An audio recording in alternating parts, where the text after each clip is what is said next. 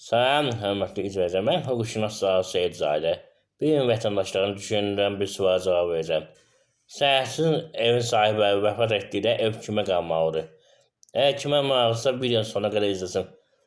Vətəndaşların bir çoxu düşünür ki, vərəsələr arasında bölünməlidir. Xeyr, bölünmür səhərsiz evə. Niyə? Hamısını izah edəcəm. Dediyim kimi sona qədər baxın. Eyni zamanda videonu bəyənin, YouTube kanalına abunə olun ki, daha çox şəxsin xəbəri olsun. Və yəni keçən mövzuya. Səhərsiz evə kimə qalmalıdır? Səhərsiz evə mən iki kateqoriyaya bölürəm. Bir var səhərli yarımçıqdır, bir də var ümumiyyətlə səhərli yoxdur. Ümumiyyətlə səhərli yoxdur deyəndə 2000-dən sonra belə evə çoxalıb hörmətli izləyicilər. Yəni mən bu barədə danışmışdım. Hacı Baba müəllim gələndən sonra heç kimə icazə vermədi tikməyə. Ona görə səhərsiz evə çoxaldı. Amma 2000-dən əvvəl hansı evi deyirsinizsə, onun kötü səhətləri var. Amma onlar da belə deyir, sərəncam olduğuna görə, müqavilənin olduğuna görə, çıxar olmadığına görə səhərsiz hesab olunur. Hörmətli izləyicilər. Həmin evə qeyd edin ki, vərəsələr arasında bölünə bilməz. Bayaq qeyd edin kimi, hörmətli izləyicilər. Amma burada bir məsələ var, incəyi var, onu qeyd edə diqqətlə baxın. Birinci növbədə həmin ev, həmin şəxsin həyat yoldaşına qalır. Əgər evində ailə üzvlərinin hansısa bir evliliyi varsa, bunu mən həmin hüquqşünas kimi deyəm, həmin evli olan şəxs kimi deyəm. Yəni ailə arasında olan şəxs kimi deyək. Öz tərcümə əsasən birinci növbədə onların yaşama hüququ var həmin evdə. Sonra digər ailə üzvləri, hörmətli izləyicilər, nəzərəm. Əsas məsələdən biri də budur. Mütləq qeyd edin. Digər ailə üzvləri necə əsas götürür? Belə sərəncamlı evlərdə, ordurlu evlərdə. Həmin evdə kim yaşayırsa, sərəncamda orada kimin adı varsa, birinci növbədə olan yaşayış hüququ var. Eyni zamanda qeydiyyatda olan şəxsdə, hörmətli izləyicilər, nəzərə alın.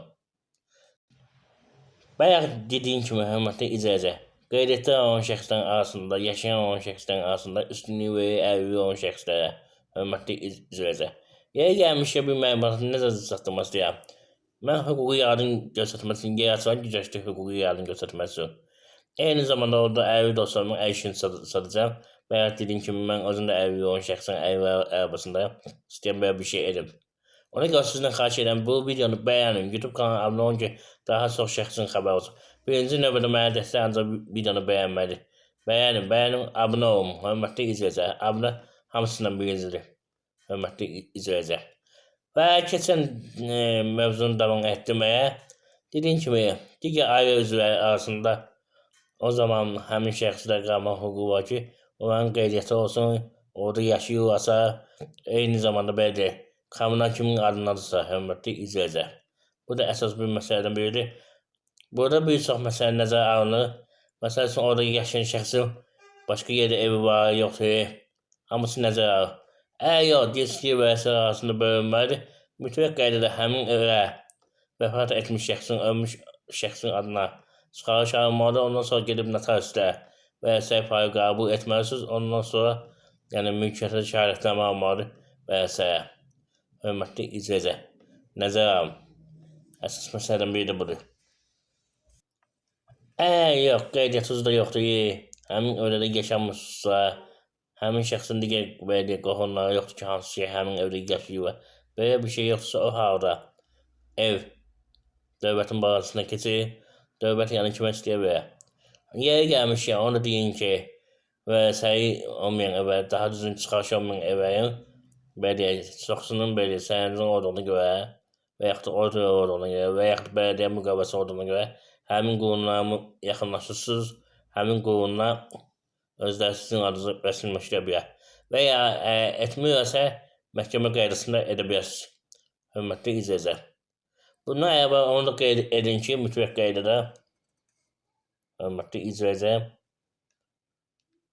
ordurlu, sərəncamlı evlərdə, hörmətli izləyicilər, eyni zamanda müqavilə evlərdə, əgər iki vətəndaş yaşamırsa, həmin ev yaşayışın istifadə olunmursa, mütləq qeyd edə həmin ordur, sərəncam ləğv olunur.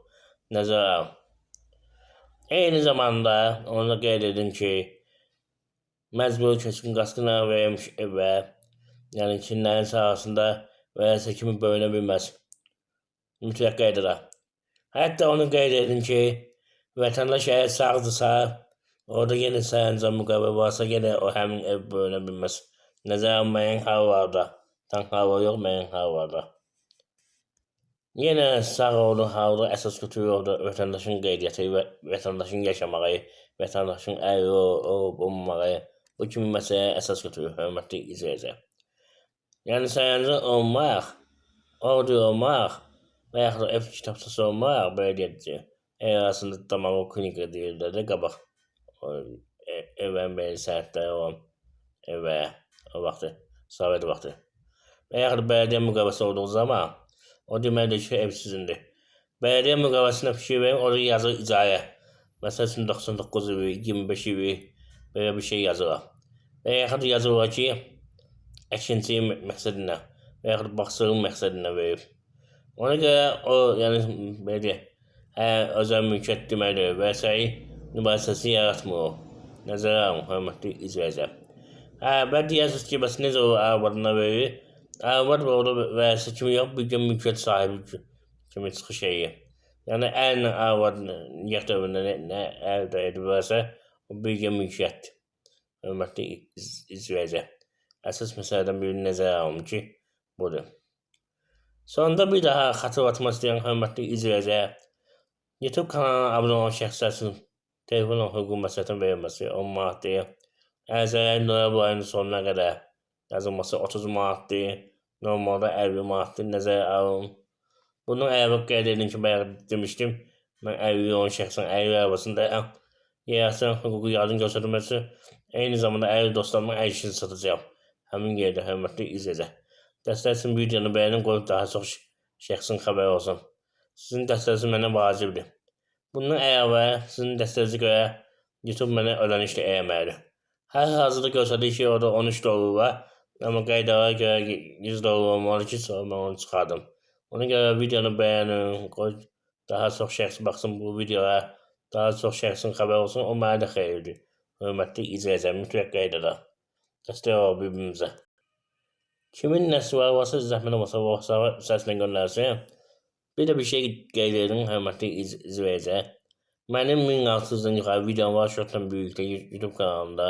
İstər sosial yardımdan bağlı olsun, istər pensiyadan bağlı olsun, istər əməkdaşın bölgüsündən bağlı olsun, istər borcdan bağlı olsun, istər vərəsəyi ilə bağlı olsun, istər boşanmandan bağlı olsun, istər uşaqla ünsiyyətindən bağlı olsun, istər kredit borclarından bağlı olsun və digər məsələlərlə bağlı olsun, hamısı qeyd olunub, hörmətli izləyicilər. Baxa bilərsiniz. Eyni zamanda yəni mediasinlə bağlı məlumatlar vermişəm, onlara baxa bilərsiniz, hörmətli izləyicilər. Baxın, dediyim kimi, abunə olun kanala dəstək üçün, hörmətli izləyicilər. Diqqətinizi görə sağ olun. Sağ olun.